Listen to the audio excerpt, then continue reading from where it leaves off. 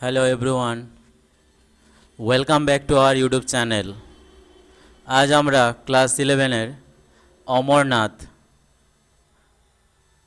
Text নিয়ে আলোচনা করব। By sister Nivedita. Source: Amarnath এই ট্রাভেলগ বা ভ্রমণ বৃত্তান্তটি কোথা থেকে নেওয়া হয়েছে? Source: chapter 8 of The Master as I Saw Him. The Master as I Saw Him এর চ্যাপ্টার 8 থেকে নেওয়া হয়েছে। An autobiography of sister Nivedita which is included in 18 chapters was published in 1910 India and England. The master as I saw him, এখানে কিন্তু the master বলতে স্বামীজিকে বোঝানো হচ্ছে। I মানে সিস্টার নিবেদিতা। প্রভু যাকে আমি দেখেছিলাম। এই আত্মজীবনীটি 18টি চ্যাপ্টার নিয়ে গঠিত। এটি পাবলিশড হয়েছিল 1910 সালে ভারতবর্ষ, তৎসঙ্গে ইংল্যান্ডেও। এরপরে অ্যাবাউট দ্য স্টোরি, গল্পের সম্বন্ধে আমরা কিছু জানবো, এক্সট্রা কিছু জানবো। ইন 1898, 1898 সালে আগস্ট মাসে Vivekananda with sister Nivedita and others followers went to visit the Himalayas. 1998 সালে আগস্ট মাসে বিবেকানন্দ এবং তার সিস্টারকে নিবেদিতা এবং অন্যান্য যে ফলোয়ার্স বা অনুগামী ছিল তারা গিয়েছিল একসাথে হিমালয়া বেড়াতে। ফ্রম হোয়ার, ওই হিমালয়া থেকে he wanted to visit the Amarnath cave, সেখান থেকে তিনি সিদ্ধান্ত নিয়েছিলেন যে তিনি বেড়াতে চান। কোথায়? The Amarnath cave. এই অমরনাথ কেভ কিন্তু খুবই ইম্পর্ট্যান্ট এবং খুবই তাৎপর্যপূর্ণ একটি গুহা।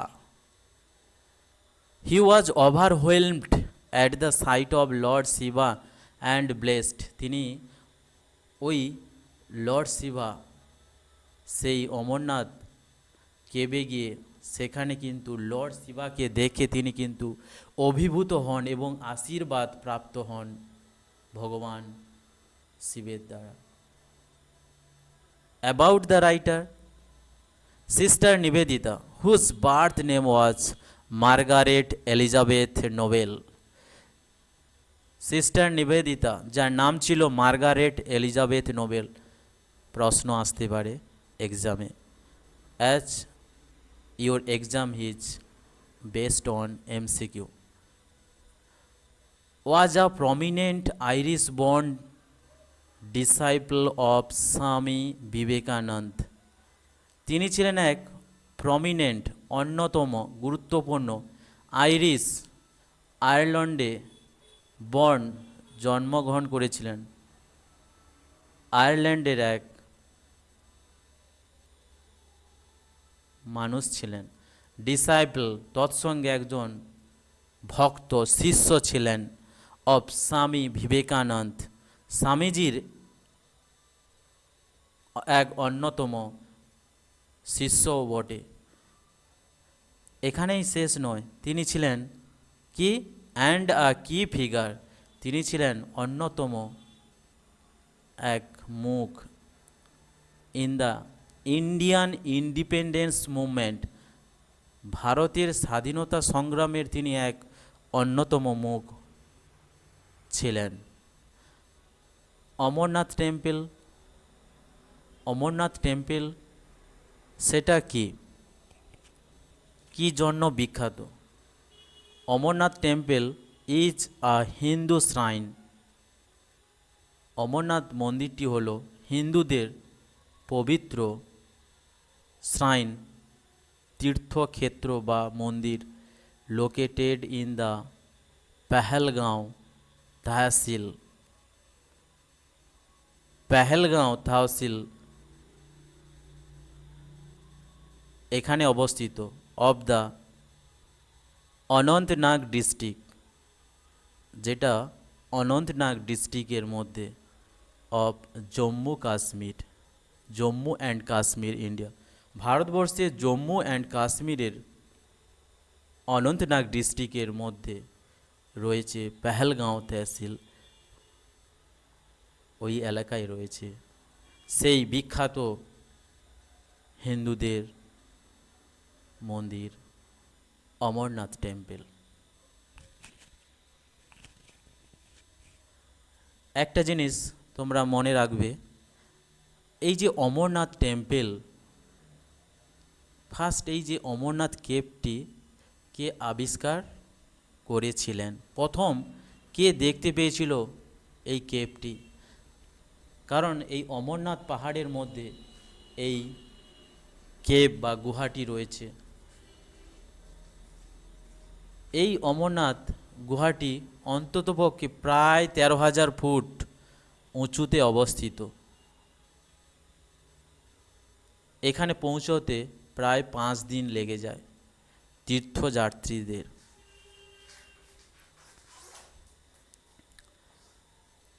হ্যাঁ, কে আবিষ্কার করেছিল? এক মুসলিম মেষপালক বুটা মালিক নামে এক মুসলিম মেষপালক কিন্তু আবিষ্কার করেছিলেন। এর একটু গল্প রয়েছে এর সঙ্গে। বুটা মালিকের সঙ্গে দেখা হয় একজন সন্ন্যাসীর ওই গুহায়। সেই সন্ন্যাসী ওনাকে এক থলে কয়লা দিয়েছিল উপহার হিসাবে। বুটা মালিক ওই কয়লাগুলো, ওই কয়লার থলি নিয়ে যখন বাড়ি গেল, বাড়িতে গিয়ে যখন খুলে দেখে তখন অবাক হয়ে গিয়েছিল, কারণ ওই থলেতে ছিল সোনা আর সোনা। তারপর ওই বুটা মালিক পুনরায় ওই অমরনাথ পাহাড়ের সেই গুহায় পৌঁছায়, কিন্তু সেখানে কাউকে দেখতে পেল না। দেখতে পেল সেই বিশাল বরফে জমা শিবলিঙ্গ।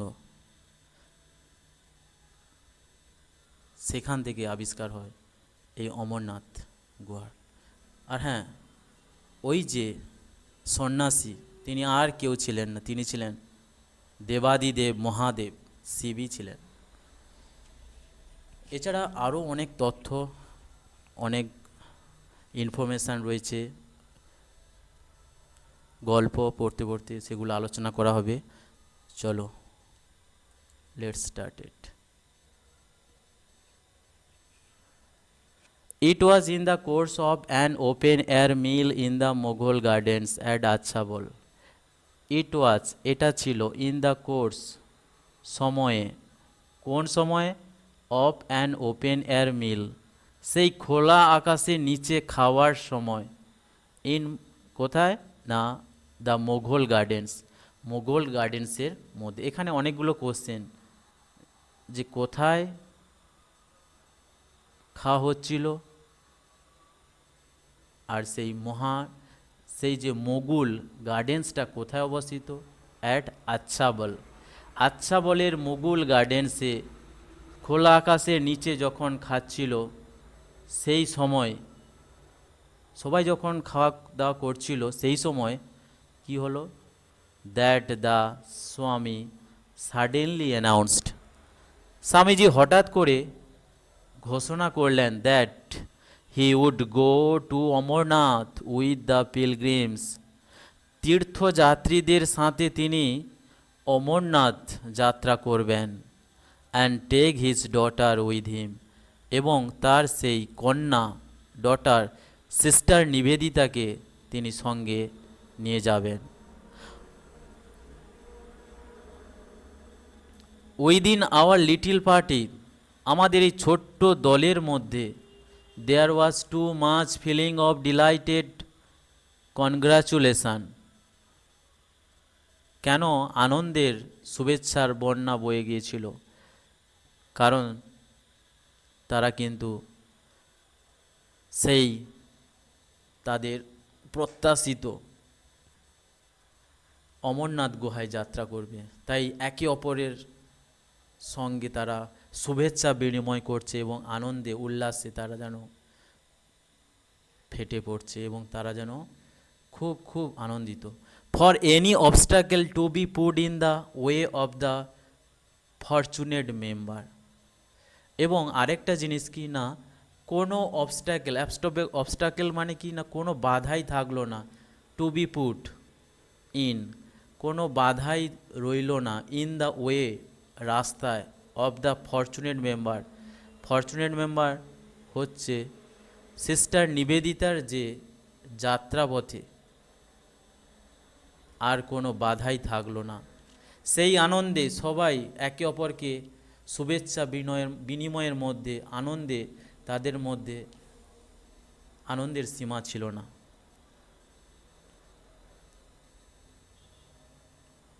অ্যান্ড এইডেড দিস, এইডেড মানে হচ্ছে সহযোগিতায়, অ্যান্ড এইডেড দিস বা আনুকূল্যে, অ্যাজ ওয়েল এজ এর পাশাপাশি, by the state officer. State, ওই যে স্টেট, ওখানকার এক অফিসার, রাজ্য কর্মচারী সরকারি, সেই স্টেট অফিসারের সহযোগিতায় আনুকূল্যে, যে ছিল কি না in charge of the journey, তাদের এই ট্রিপ বা ভ্রমণের দায়িত্বে ছিল, তার সহযোগিতায় প্রিপারেশনস ওয়েন্ট ফরওয়ার্ড। ফরওয়ার্ড মানে কি এগিয়ে গিয়েছিল, প্রিপারেশনস মানে ব্যবস্থাপনা, তাদের যে ব্যবস্থা ছিল, অ্যারেঞ্জমেন্টস, গোছ গাছ, এগিয়ে গিয়েছিল। ফর দিস ইউনিক এক্সপিরিয়েন্স, এই অভিনব এক্সপিরিয়েন্স, অভিজ্ঞতার জন্য।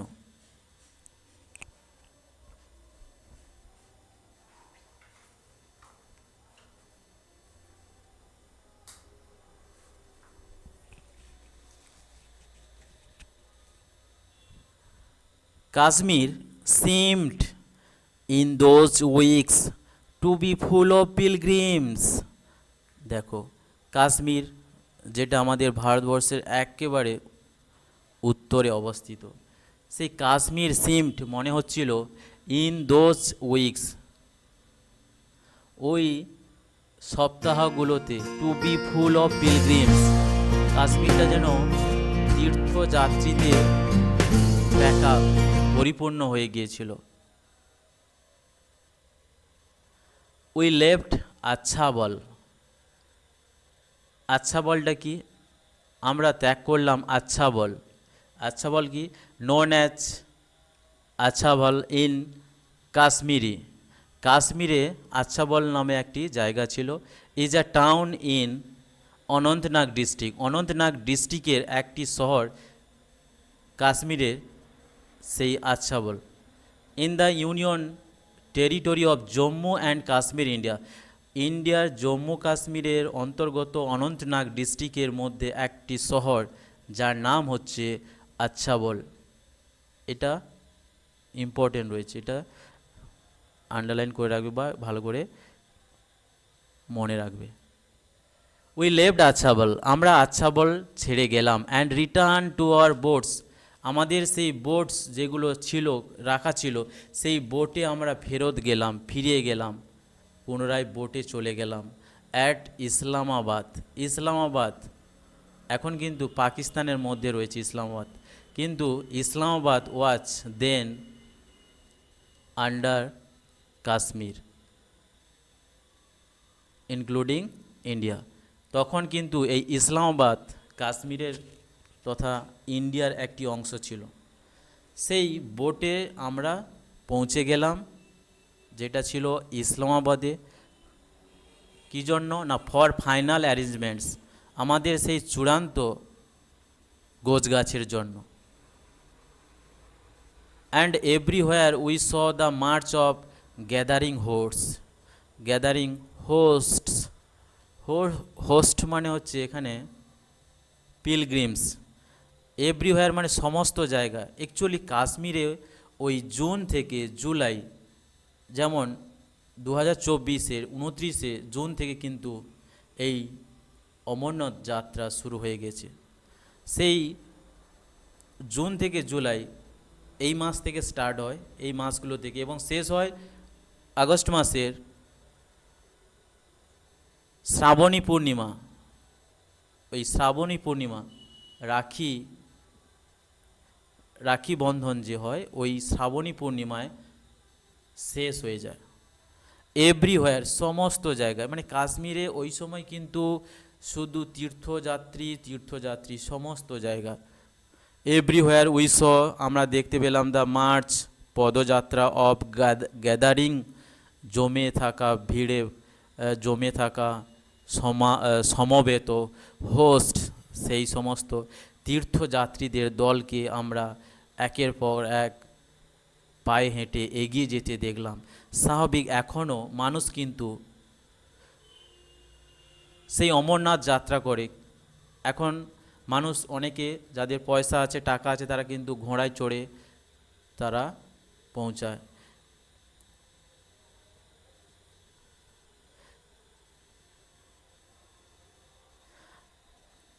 এই অমরনাথ পৌঁছতে গেলে কিন্তু অনেক অনেক দিন লাগে, প্রায় 5 দিন, 5 দিন লেগে যায়। পেহেলগাঁও থেকে যদি কেউ যাত্রা শুরু করে, তাকে কিন্তু 5 দিন ধরে সেই পথ হেঁটে হেঁটে হেঁটে অমরনাথে পৌঁছতে হবে। সেই একইভাবে তীর্থযাত্রীরাও ওই 5 দিন ধরে যাতায়াত করত। যাতায়াতের পথে স্বাভাবিক তারা হাঁটার সময় অনেকে দেখবে এখন অনেকে লাঠি নিয়ে যায়, মানে হেঁটে সাপোর্ট দেওয়ার জন্য লাঠি নিয়ে হাঁটতে থাকে, কারণ দীর্ঘ পথ। অনেকে আবার ঘোড়ার গাড়িতে কিন্তু চড়ে বসে, এবং সেই ঘোড়ার গাড়ি পিঠে অনেকে তাদের লাগেজ সমস্ত কিছু তুলে দেয়। এইভাবে কিন্তু তারা যাতায়াত করে, এবং ওই যাতায়াতের পথে তারা কিন্তু মাঝে মাঝে টেন্ট করে থাকে, তাঁবু খাটিয়ে থাকে। ওই যে লাগেজের মধ্যে কিন্তু সমস্ত যাবতীয় 5 দিনের খাবার থাকে, ওই বাজার তৈরি হয়, রান্নার সমস্ত জিনিসপত্র প্রায় থাকে। এবং এখন দেখতে গেলে এখনকার সময় বিভিন্ন স্বেচ্ছাসেবী সংস্থা কিন্তু ওই রোডের পাশে তারা দোকান খুলে বসে, এবং তারা ফ্রিতে অনেক কিছু, ফ্রিতে যাবতীয় খাবার তারা তীর্থযাত্রীদের উৎসর্গ করে, তাদেরকে খাবিয়ে থাকে। সেই একইভাবে সেই রাস্তা ধরে কিন্তু এখানে তীর্থযাত্রীরা এগিয়ে যাচ্ছে।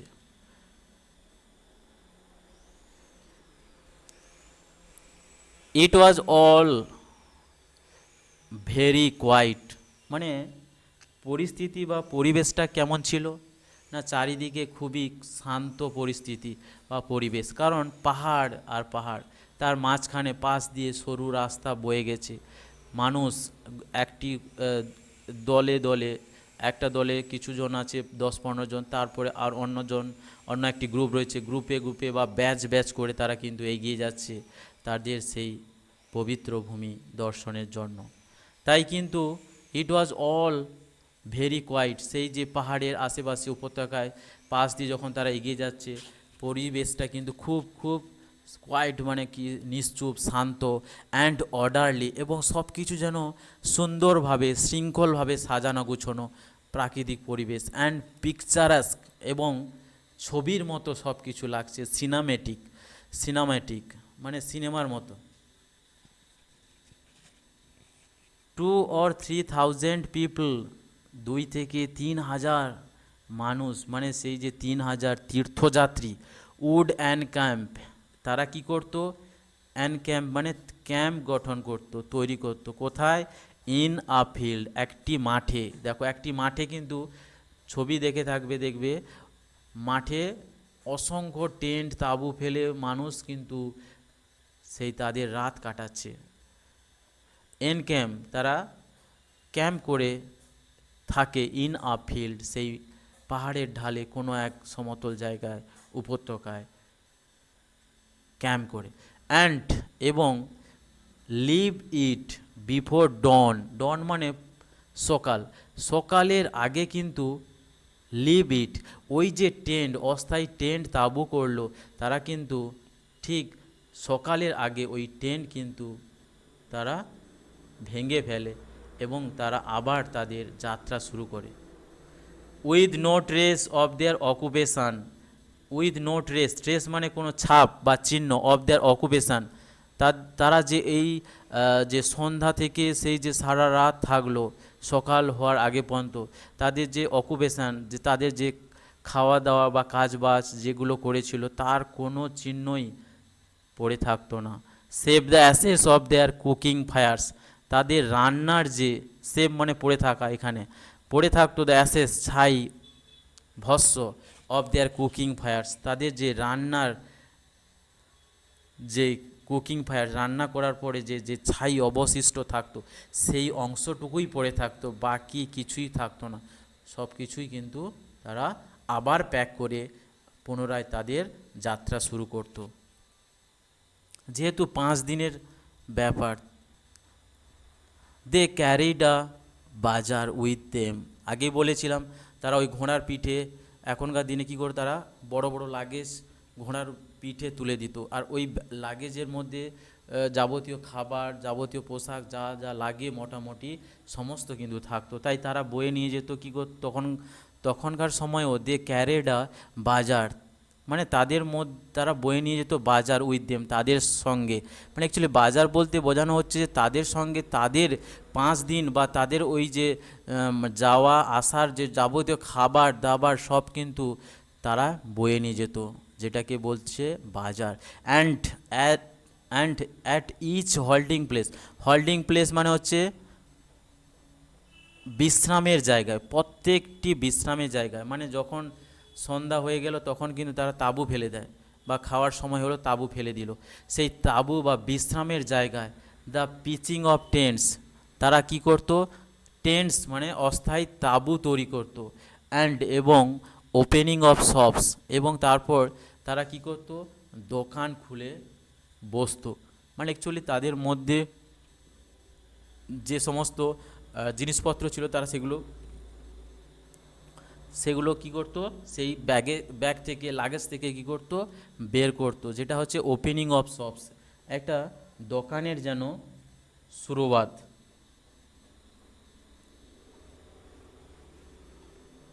একটা দোকান যেন খুলে তৈরি হচ্ছে। Took place with incredible rapidity, incredible মানে অবিশ্বাস্য, র্যাপিডিটি দ্রুততার সহিত, টুক প্লেস মানে ঘটতো বা প্রকাশ পেত, মানে একটি দোকান কিন্তু তৈরি হয়ে যেত খুব দ্রুততার সহিত এবং অবিশ্বাস্যভাবে, স্বাভাবিক। আর কিভাবে হতো সেটা পরের লাইনে আছে। Organisation appear to be instinctive, organisation মানে সংঘবদ্ধতা বা একত্রিতভাবে যে কাজ, অ্যাপিয়ার রূপ নিল টু বি ইনস্টিংটিভ, ইনস্টিংটিভ মানে সহজাত, মানে একত্রিতভাবে যে প্রচেষ্টার মাধ্যমে যে কাজ বাজ সেগুলো যেন সহজাত পরিণত হলো বা সহসিদ্ধ হয়ে উঠল। A broad street would run through the middle of one part of the camp, a broad street মানে একটা চওড়া রাস্তা, উড রান চলে যেত, থ্রু দ্য মিডিল মাঝখান দিয়ে, অফ ওয়ান পার্ট একটি অংশ, অফ দ্য ক্যাম্প ওই ক্যাম্পের, তাদের যে ক্যাম্প ছিল অনেকটা, ক্যাম্পের একটি অংশের কি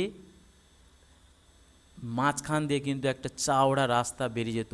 and here one could buy dried fruits, এবং ওই যে ট্রেন্ডের পাশাপাশি অনেক অস্থায়ী দোকান ছিল, সেখান থেকে তারা কিনতে পারতো ড্রাইড ফ্রুটস, শুকনো ফ্রুটস মানে কি ফল, যেমন কিশমিশ, কাজু, এই সমস্ত শুকনো ফল কিনতো, মিল্ক দুধ তারা কিনতে পারতো, ডালস এবং ডালও, অ্যান্ড রাইস চাল। The tent of the tehsildar, যে tehsildar, who is tehsildar?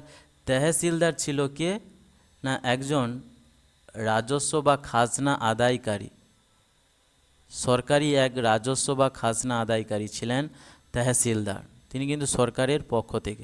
The tent of tehsildar, তেহসিলদারের কিন্তু দায়িত্ব ছিল ওদেরকে নিয়ে যাওয়ার। দ্য টেন্ট অফ তেহসিলদার, তেহসিলদারের যে তাঁবুটি কোথায় ছিল না with that of the Swami on one side, স্বামীর যে স্বামী বিবেকানন্দের যে তাঁবু তার পাশে, and my own on the other. My মানে এখানে সিস্টার নিবেদিতা বলছে যে আমারটা কিন্তু ছিল অন দ্য আদার, মানে ওই তহসিলদারের এক সাইডে ছিল কে স্বামীজির টেন্ট, অন্য সাইডে ছিল সিস্টার নিবেদিতার টেন্ট। ওনার মাঝখানে, ওনাদের মাঝখানে, দুজনের মাঝখানে ছিল তহসিলদারের টেন্ট। ওয়াজ জেনারেলি প্লেসড, এই যে ওয়াজ জেনারেলি প্লেসড মানে ওই তহসিলদারের যে তাঁবুটি প্লেসড থাকতো নিয়ার সাম অ্যাডভান্টেজেস, মানে কিছু সুবিধা, সাম অ্যাডভান্টেজেস স্পট মানে কিছু সুবিধা পাওয়ার মতো একটা জায়গায় কিন্তু থাকতো।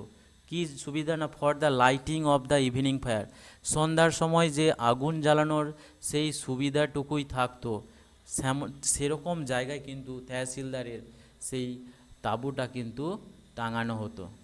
অ্যান্ড এবং দাস এইভাবে হিজ নেবারহুড, এরপরে কি হতো ওই যে আগুন জ্বালাতো, তারপরে কি হতো না সেই ঠান্ডার সময় সে আগুন জ্বালাতো, এবং তারপরে কি হতো এই সময় দাস এইভাবে হিজ নেবারহুড বলতে এখানে আশেপাশে যে সমস্ত তীর্থযাত্রীরা কিন্তু তাঁবু টাঙিয়ে তারা বিশ্রাম নিচ্ছে তাদের মধ্যে বা তাদেরকে বোঝানো হচ্ছে হিজ নেবারহুড, এবং তার যে আশেপাশে যে সমস্ত তীর্থযাত্রীরা বা সাধু সন্তরা রয়েছে tended to form a social centre.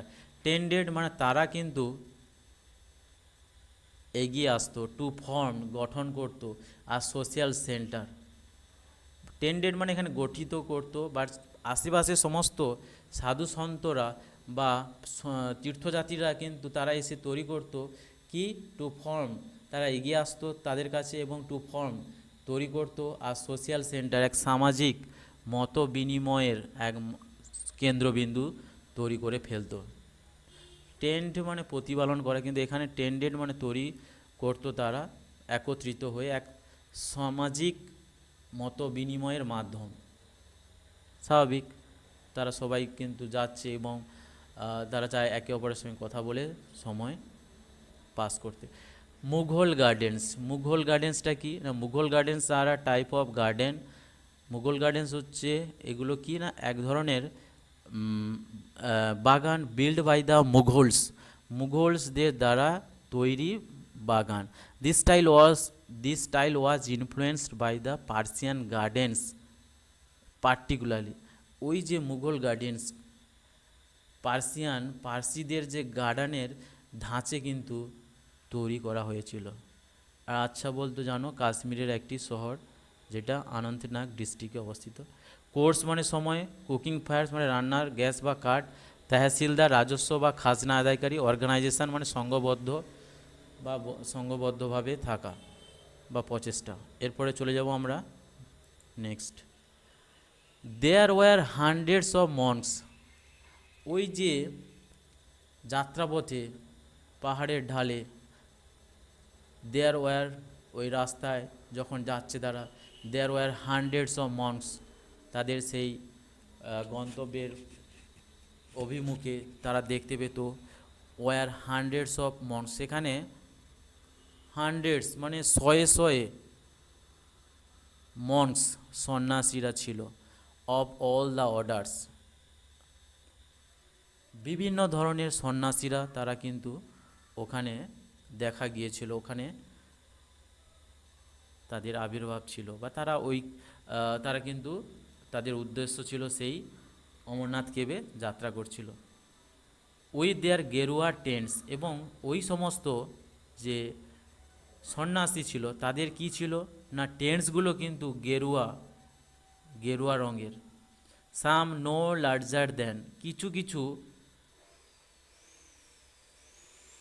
মন্সদের কি তাঁবুগুলো নো লার্জার, খুব একটা বড় নয়, দেন তুলনামূলকভাবে আ গুড সাইজড আমব্রেলা, একটা ভালো মাপের বা একটা ভালো একটা আমব্রেলা বা ছাতার থেকে খুব একটা বড় নয় তাঁবুগুলো, সেরকম তাঁবু কিন্তু তারা পেতেছিল। অ্যান্ড অ্যামঙ্গেস্ট দিস, এবং সেই সমস্ত সন্ন্যাসীদের মধ্যে দ্য স্বামীস ইনফ্লুয়েন্স, স্বামীও ছিলেন একাধারে, তিনি ছিলেন এক মহান সন্ন্যাসী, এবং অন্যান্য সন্ন্যাসীরাও তারা কিন্তু যাত্রা করছে তাদের সেই অমরনাথ গুহায়। তাই কি করছে এখানে না, সবাই অন্যান্য যে সন্ন্যাসী এবং দ্য স্বামী, তিনিও সন্ন্যাসী, তাই এখানে কি বলছে না, স্বামীস ইনফ্লুয়েন্স, সেই সমস্ত সন্ন্যাসীদের মধ্যে যে যারা শয়ে শয়ে ওখানে দেখা গিয়েছিল, সেই সন্ন্যাসীদের মধ্যে দ্য স্বামীস ইনফ্লুয়েন্স, সেই যে স্বামী বিবেকানন্দের প্রভাব অ্যাপিয়ার টু বি ম্যাগনেটিক, স্বামীজির যে প্রভাব কিন্তু প্রতিপত্তি বা তার যে প্রভাবটা appear to be magnetic, appear মানে আবির্ভাব হওয়া, কিন্তু এখানে তার যে প্রভাবটা প্রকাশ পেয়েছিল বা প্রভাবটা দেখা গিয়েছিল টু বি ম্যাগনেটিক, চুম্বকীয় বা খুবই গুরুত্বপূর্ণ, তাৎপর্যপূর্ণ। The more learned of them, মানে দেম মানে সেই সমস্ত যারা বেশি জ্ঞানী বা বিচক্ষণ যে সন্ন্যাসীরা যারা ছিল, সোয়ার্মড, তারা কী করতো, মৌমাছির মতো এগিয়ে আসতো অ্যাবাউট হিম, ঠিক তার প্রতি আকৃষ্ট হয়ে। অ্যাট এভরি হোল্ডিং প্লেস, প্রত্যেক বিশ্রামের জায়গায়, হোল্ডিং প্লেস মানে বিশ্রামের জায়গা। Filling his tent,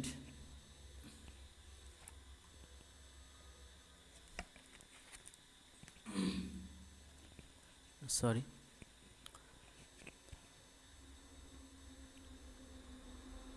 feeling his tent, এবং তারা এগিয়ে আসতো এবং তার সেই যে তাঁবুখানি সেটিকে কিন্তু ভর্তি করে দিত। অ্যান্ড রিমেনিং অ্যাবসর্বড, এবং বাকি যে সন্ন্যাসীরা অ্যাবসর্বড, তারা মগ্ন হয়ে থাকতো, নিমজ্জিত বা বিভোর হয়ে থাকতো ইন কনভারসেশন, কথোপকথনে, through out the hours off day light, দিনের সেই শেষ আলো পর্যন্ত। The talk on their sides, এই যে তাদের এই যে হান্ড্রেডস অফ মঙ্কস, যাদের মধ্যে যারা খুবই মানে জ্ঞানী, তারা কিন্তু যখন আসতো স্বামীজির সঙ্গে, তাদের সঙ্গে যে কথাবার্তা হতো বা তাদের সঙ্গে যে কনভারসেশন, সেটাই বলা হচ্ছে দ্য টক, তাদের সঙ্গে যে কথা, অন দেয়ার সাইড মানে তাদের সঙ্গে যে কথা হতো, হি মানে সেই স্বামীজি, টোল্ড আস মানে ও ওদের পার্টি বা দলের সবাইকে বলতো, আফটার ওয়ার্ডস পরে বলতো, had been all of Shiva, পরে বলতো, এবং সেটা কি বলতো না, তাদের মধ্যে যে কথা হয়েছিল বেশিরভাগ বা সব কিছু কিন্তু শিবা, সেই শিব, ভগবান শিবকে নিয়ে।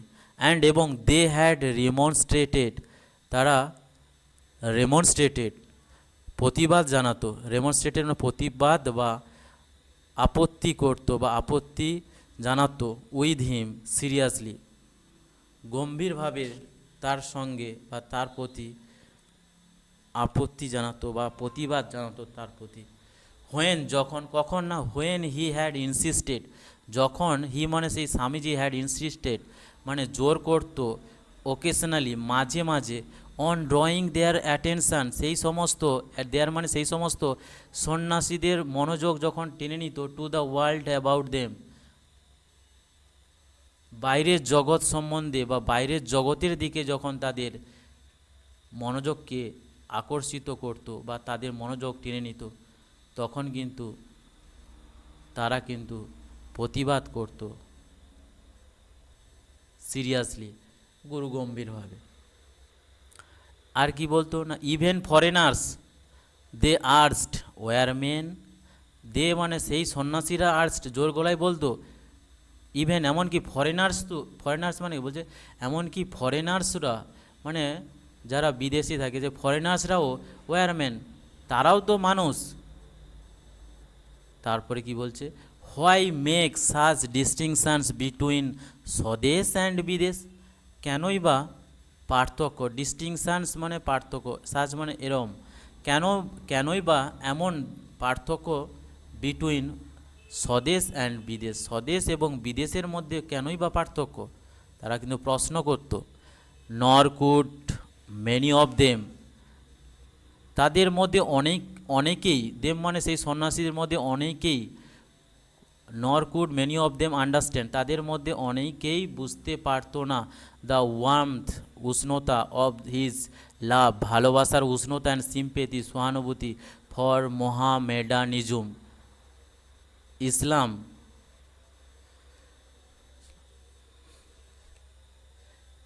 ইসলাম ধর্মের,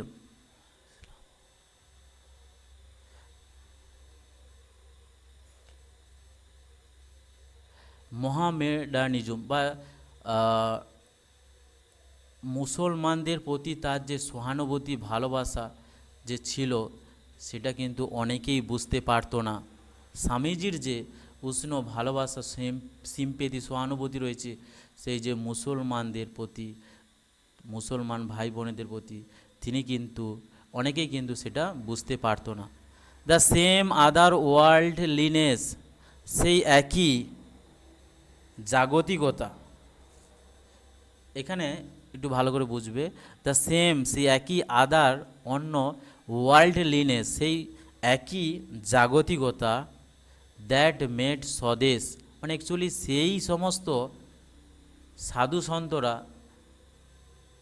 দ্যাট মেড মানে যারা মেড স্বদেশ অ্যান্ড বিদেশ ইনডিস্টিংগুইশেবল, যারা বলেছিল স্বদেশ মানে নিজের দেশ এবং বিদেশ, বিদেশ বিদেশিরা ইনডিস্টিংগুইশেবল, তাদের মধ্যে কোনো পার্থক্য হয় না, তারাই কি করছে, also prevented this simple souls from, সেই যে তারাই, তাদের যে চিন্তা ভাবনা, সেই একই জাগতিকতা বা সেই সাধু সন্তদের চিন্তা ভাবনা কি করছে, প্রিভেন্টেড দিস সিম্পল সোলস, তাদের যে চিন্তা কি করছে, এই যে সিম্পল সাদামাটা সোলস মানে হচ্ছে মানুষদেরকে, বা মানুষদেরকে কি করছে, মানে সিম্পল সোলস সেই সাদামাটা মানুষদেরকে কি করছে না, বাধা দিচ্ছে, ফ্রম,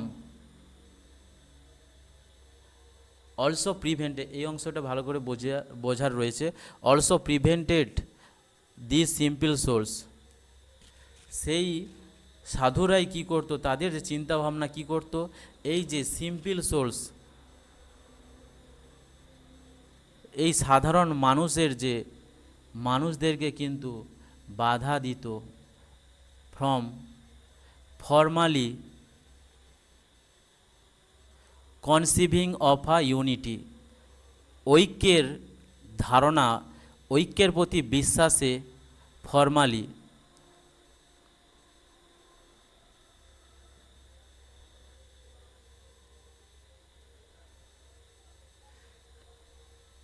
মানে অ্যাকচুয়ালি বলছে যে ওই সমস্ত মানুষরাই কি করতো, prevented this simple souls from, মানে ওই সমস্ত মানুষদের মন বা চিন্তা কিন্তু বাধা দিত, ফর্মালি, ফর্মালি মানে স্বাভাবিকভাবে গড়ে তুলতে, যা বিলিভিং কনসিভিং অফ আ ইউনিটি, মানে ঐক্যের যে কনসিভিং মানে যে বিলিভ, ঐক্য বা যে ইউনিটি একতার যে চিন্তা বা একতার যে চিন্তা ভাবনা বা বিশ্বাস, কনসিভিং মানে বিলিভ বা বিশ্বাস, ফর্মালি যেটা স্বাভাবিকভাবে তৈরি হয়, সেখান থেকে কিন্তু তারা বাধা দিত, মানে একতার যে বিশ্বাস, ঐক্যের বিশ্বাসের তারা বিরোধিতা করত। In which Hindu and Mohammedan were, মানে হিন্দু মুসলিম যে রয়েছে তাদের মধ্যে যে ঐক্যের যে বিশ্বাসের প্রতি তাদের মানে বিশ্বাস থেকে তারা কিন্তু দূরে থাকতো, মানে ঐক্য যে বিশ্বাসের যে ঐক্যতা মানে যে ইউনিটির সম্বন্ধে ধারণা, সেখান থেকে তারা কিন্তু দূরে থাকতো, তাদের চিন্তা ভাবনা, but were but rival elements, তারা কিন্তু খুঁজে পেত কি না, প্রতিদ্বন্দ্বীর উপাদান খুঁজে পেত হিন্দু মুসলমানের মধ্যে, কিন্তু তারা কখনো খুঁজে পেত না কি না ওই যে একতার যে বিশ্বাস রয়েছে হিন্দু মুসলমানের, এটা তারা খুঁজে পেত না। তারা কিন্তু খুঁজে পেত রাইভেলরি, মানে শত্রুতা খুঁজে পেত। The soil of the Punjab, পাঞ্জাবের মাটি, পাঞ্জাব একটি প্রভিন্স বা এলাকা, যাই হোক, the soil of the Punjab, পাঞ্জাবের যে মাটি, দে আর্গিউড, তারা যুক্তি দিয়ে বলছিল, ওয়ার ড্রেন্সড, ড্রেন্স মানে ভিজে গিয়েছিল বা সিক্ত হয়েছিল, with the blood of those, ওই সমস্ত মানুষদের রক্তে সিক্ত হয়েছিল, ভিজে গিয়েছিল, who had died for the faith, যারা মারা গিয়েছিল তাদের এই বিশ্বাস, তাদের এই ধর্মের জন্য। হেয়ার, এখানে অ্যাটলিস্ট অন্ততপক্ষে লেড হিম প্র্যাকটিস, হিম মানে সেই স্বামীজির প্র্যাকটিস অনুশীলনী করা উচিত, আর ন্যারো সংকীর্ণ অর্থোডক্সি, গোঁড়ামিতা মানে নিজের ধর্মের প্রতি একটু বেশি সদয় বা ভালোবাসার প্রকাশের কথা বলছে। ইন আনসার টু দিস, এর উত্তরে, অ্যাজ বিকেম ওয়ান হু ওয়াজ, একজন হয়েছিল, ইনফ্যাক্ট প্রকৃতপক্ষে, অ্যানাক্রোনিজম, অ্যানাক্রোনিজম অফ দ্য ফিউচার, অ্যানাক্রোনিজম মানে হচ্ছে অ্যান এরর অফ ক্রোনোলজি, মানে সময়ের অসঙ্গতি, মানে অ্যাকচুয়ালি বলা হচ্ছে অ্যানাক্রোনিজম অফ দ্য ফিউচার, মানে গান্ধীজি কিন্তু তিনি একালের নয়, মানে এখনকার নয়, তিনি ভবিষ্যতের, তিনি কাল ব্যতিক্রমী। স্বামীজি যেন এই সময়কার মানুষ নয়, তিনি ভবিষ্যৎ কেন্দ্রিক। দ্য স্বামী made those practical কনসেশনস of the moment, মানে ওই পরিস্থিতিতে কনসেশন, বিশেষভাবে সুযোগ দিত। কিসের সুযোগ দিত? কতগুলি আচরণে তিনি বিরতি থাকতেন ওই সময়, যেটা তাদের খারাপ লাগে, সেই জন্য বলা হচ্ছে কি না, স্বামী মেড দোজ প্র্যাকটিক্যাল কনসেশন মানে ছাড় দিত অফ দ্য মোমেন্ট, ওই মুহূর্তের, প্র্যাকটিক্যাল মানে বাস্তবিক, মানে তিনি ওই সময় এমন কিছু আচরণ করতো না বা আচরণে তিনি বিরত থাকতো, যেটা কিন্তু কি করতো, that were expressive of his love, যেটা তার ভালোবাসার বহিঃপ্রকাশ। কাদের জন্য? ফর দ্য ব্রেথরেন, মানে সেই ভাতৃসুলভ বা ভাইদের প্রতি, সেই সমস্ত সন্ন্যাসী ভাইদের প্রতি। অ্যান্ড এবং ড্রোভ, চালিত করত, হিজ প্রিন্সিপালস, নীতি, হোম টু দেয়ার মাইন্ডস, তাদের সেই সমস্ত সন্ন্যাসীদের মনের মধ্যে তার নীতিগুলো গেঁথে দিত, উইথ দ্য গ্রেটার ফোর্স, খুব শক্তভাবে, অ্যান্ড ভেহিমেন্স মানে ভক্তি ভরে, গভীর আগ্রহে। বাট কিন্তু, as he told the tale of his warm discussions, কিন্তু যেহেতু তিনি বলছিলেন গল্প, তার সেই যে উষ্ণ যে ব্যাখ্যা বা discussion, and many officers, actually এখানে কি বলছে, বাট কিন্তু অ্যাজ হি টোল্ড, যেহেতু তিনি বলেছিলেন দ্য টেল গল্প, অফ হিজ ওয়ার্ম ডিসকাশন, মানে সেই সমস্ত যে সন্ন্যাসীদের সাথে তার যে ওয়ার্ম উষ্ণ যে ডিসকাশনস, ব্যাখ্যা, আলাপচারিতা যেহেতু বলেছিলেন, দ্য ফরেনার মাইন্ড, তখন কি হয়েছিল না, দেখো, দ্য ফরেনার ওই সময় কি করছিল, তারা কিন্তু শুনছিল, তো গল্পটা শুনছে, the foreigner mind could not help, সেই ফরেনার মাইন্ড মানে বিদেশিরা কুড নট হেল্প মানে পারলো না, কি পারলো না, উইথ সাম অ্যামিউজমেন্ট, তারা কিছু আনন্দ বা একটু আনন্দ নিতে ভুললো না, কি উল্লেখ করে না, নোটিং দ্য প্যারাডক্স, প্যারাডক্স মানে বৈপরীত্য, উল্লেখ করে, দ্য বৈপরীত্য, প্যারাডক্স মানে অন্য,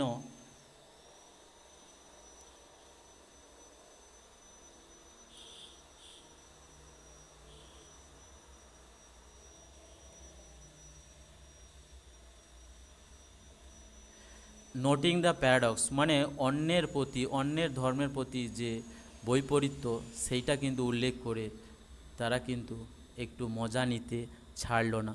দ্যাট যেটা, দ্য তহসিলদার হিমসেল, কি বলল, যে তেহসিলদার সে নিজে অ্যান্ড মেনি অফিসার্স এবং অন্যান্য অফিসাররা অ্যান্ড সার্ভেন্টস কর্মচারী অব দ্য পিলগ্রিমেজ, এই তীর্থযাত্রীদের অনেক সার্ভেন্টস হ্যাড বিন মুসলমানস, তারা কিন্তু অনেকেই মুসলমান, and that no one had dream of, এবং তাদের মধ্যে কারোর কি had no that no one had dream, এবং তাদের মধ্যে কেউ স্বপ্নেও ভাবেনি অব অবজেক্টিং, বাধা দেওয়ার, টু দেয়ার এন্টারিং, তাদের প্রবেশে, দ্য কেভ, অমরনাথ কেবে প্রবেশে তাদের কেউ স্বপ্নেও বাধা দেওয়ার কথা ভাবেনি, উইথ দ্য হিন্দু ওরশিপার্স, মানে তারা যখন হিন্দু উপাসকদের সঙ্গে যখন ওই মুসলমান বা মুসলমান কিছু মানুষ যখন ওই কেবে প্রবেশ করছে, তাদের সেখানে কেউ তাদের বাধা দেওয়ার মতো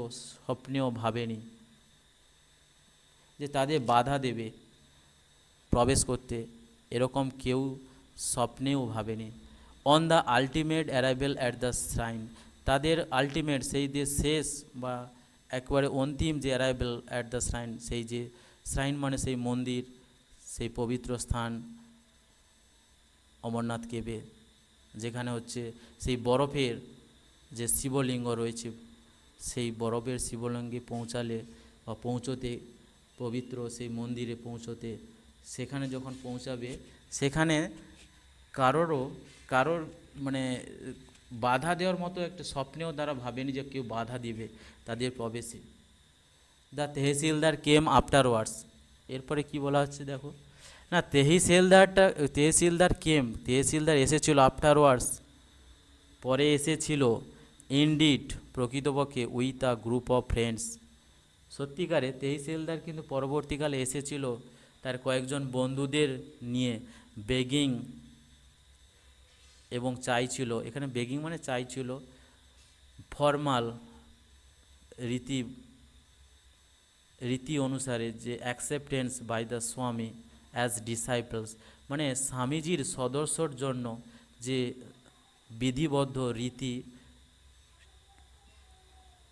ভিক্ষা চাইছিল, মানে কিভাবে, মানে অ্যাকচুয়ালি বলছে তহসিলদার এবং অন্যান্য বন্ধুরা এসে ভিক্ষা চাইছিল, ফর্মাল অ্যাকসেপ্টেন্স, তাদের যে বিধিবদ্ধ অ্যাকসেপ্টেন্স বাই দ্য স্বামী, মানে স্বামীর বিবেকানন্দের দ্বারা তাদের যে সন্ন্যাস গ্রহণের বা তাদের শিষ্য হিসাবে যে শিষ্য হতে গেলে যে সমস্ত বিষয় বা বিধিনিষেধ তাদের মান্যতা করতে হয় বা মানতে হয়, সেগুলো তারা চাইছিল। অ্যান্ড ইন দিস, এবং এতে, নো ওয়ান সিমড, কেউ ভাবেনি, টু ফাইন্ড, খুঁজেও পায়নি, এনিথিং, কোনো কিছু, ইনকনগ্রুয়াস, কোনো অসংলনতা, মানে অ্যাকচুয়ালি কি, ইনকনগ্রুয়াস মানে হচ্ছে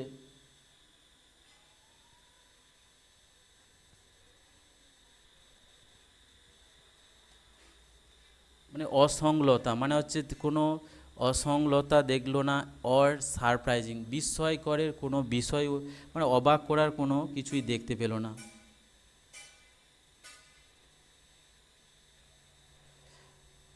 মানে তারা যে ভিক্ষা চাইছিল এবং স্বীকৃতি পাওয়ার জন্য, মানে অ্যাকসেপ্ট মানে স্বীকৃতি পাওয়ার জন্য শিষ্যের জন্য, এতে কিন্তু কেউ বেমানান কিছু দেখতে পেল না, মানে কংগ্রুয়াস মানে হচ্ছে কি অ্যাওকার, বেমানান কিছুই দেখতে পেল না, কেউ না দেখতে পেল কোনো বিস্ময়কর জিনিস, এটাই স্বাভাবিক।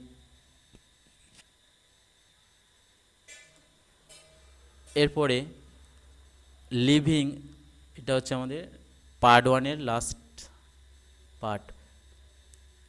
এরপরে আমরা কিন্তু পার্ট 2 কিছুদিনের মধ্যে আপলোড করে দেব। লিভিং ইসলামাবাদ, যা আগে এই যে অংশটি কাশ্মীরের মধ্যে ছিল। লিভিং ইসলামাবাদ ছেড়ে, we caught up somewhere with the pilgrimage, caught up মানে দেখা মিলল, সামহোয়ার অন্য কোথাও, উইথ দ্য পিলগ্রিমেজ তীর্থযাত্রীদের সাথে, মানে অন্য কোনো তীর্থযাত্রীর সাথে তাদের কি কোথাও যেন কট আপ তাদের সাক্ষাৎ হলো, তারা দেখতে পেল তীর্থযাত্রীদের, অ্যান্ড ক্যাম্পড উইথ ইট, মানে সেই তীর্থযাত্রীদের সাথে তারা কিন্তু ক্যাম্পড করে থাকলো, টেন্ট করে থাকলো। ফর দ্যাট নাইট, ওই রাত্রিতে, অ্যাট পাওয়ান, মানে ওই পাওয়ান বলে একটা জায়গায় তারা রাত্রে কিন্তু ওখানে ক্যাম্প করে ওই যে পিলগ্রিমেজের তীর্থযাত্রীদের সাথে ওখানে থাকলো। পাওয়ান জায়গাটা কেন বিখ্যাত এরপরে দেখব। আ প্লেস, একটা জায়গা, famous for its holy springs, এই জায়গাটা বিখ্যাত ছিল এর পবিত্র ঝর্ণার জন্য। আই ক্যান রিমেম্বার, আমার আই বলতে এখানে কিন্তু সরোজিনী, সিস্টার নিবেদিতা, সেই সিস্টার নিবেদিতা বলছে আই ক্যান রিমেম্বার, আমার এখনও মনে আছে, ইয়েট দ্য ব্রিলিয়ান্স, মানে প্রভা বা ছটা অফ দ্য লাইটস, আলোর, রিফ্লেক্টেড, প্রতিফলিত হয়েছিল, in the clear black water, সেই যে পরিষ্কার কালো জলের, অফ দ্য ট্যাঙ্ক, দিঘির, মানে সেই যে কালো পরিষ্কার কালো জলের দিঘির উপরে যে আলোর ছটা যে প্রতিফলিত হয়েছিল সেটা কিন্তু আমার এখনও মনে রয়েছে। দ্যাট ইভিনিং, ওই সন্ধ্যার, যেটা যেটা উনি দেখেছিলেন। অ্যান্ড থ্রংস, থ্রংস মানে ভিড়, অফ পিলগ্রিমস, তীর্থযাত্রীদের, থ্রংস মানে ভিড়, প্রসিডিং ইন লিটিল গ্রুপস, মানে তীর্থযাত্রীরা ছোট ছোট গ্রুপে তারা কিন্তু ব্যাচ বা দলে বিভক্ত হয়ে তারা যে এগিয়ে যাচ্ছিল সেই তাদের অন্তিম যে তাদের কাঙ্ক্ষিত যে অমরনাথ কেবে, তারা কি করছিল না, থ্রংস, ভিড় করছিল, অফ পিলগ্রিমস, থ্রংস অফ পিলগ্রিমস মানে পিলগ্রিমসদের ভিড়, প্রসিডিং এগিয়ে যাচ্ছিল, প্রসিডিং মানে কি এগিয়ে যাওয়া, এখানে এগিয়ে যাওয়া বোঝাচ্ছে। ইন লিটিল গ্রুপ, ছোটো ছোটো দলে তারা কিন্তু এগিয়ে যাচ্ছিল, ফ্রম সাইন টু সাইন, একটা মন্দির থেকে আরেকটা মন্দিরের দিকে তারা কিন্তু ছোটো ছোটো দলে বিভক্ত হয়ে তারা এগিয়ে গিয়েছিল। এই ছিল পার্ট 1। পার্ট 2